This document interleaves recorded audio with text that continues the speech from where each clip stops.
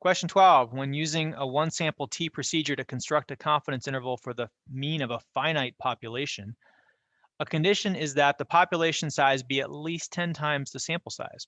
Why do we do that? The reason for this condition is to ensure, just think about drawing out of a bag, all right? Just imagine a bag of marbles or coins, and let's say you have a large amount, like a few hundred or whatever. The probability, let's say it's 300. Probability of getting drawing one marble out of there is 1 out of 300. Now, if you keep it out, probability of drawing a new one is 1 out of 299. That's not a whole lot different, right? But once you start taking a lot more out, then that really reduces the amount that the probability changes.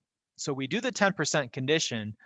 I like to call that the independence condition. It ensures, what doesn't it ensures that we have probabilities that don't change too drastically, so that keeps each trial independent of the other, so to speak. So the sample size is large enough. It doesn't have to do with the sample size. The central limit theorem is applicable for the sample mean. That has to do with normality, normal situation. This is not what this is. This is independence rule.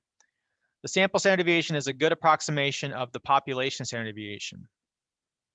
No, that does not have to do with the 10% independence.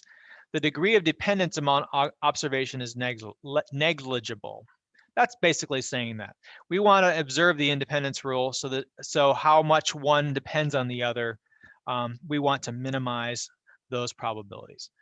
And this has nothing to do with biased sampling. This doesn't have to do with our sampling techniques. We don't want to have a draw more than 10% of the population, so that the probability of picking one person or the other doesn't really increase or decrease too much from one to the other.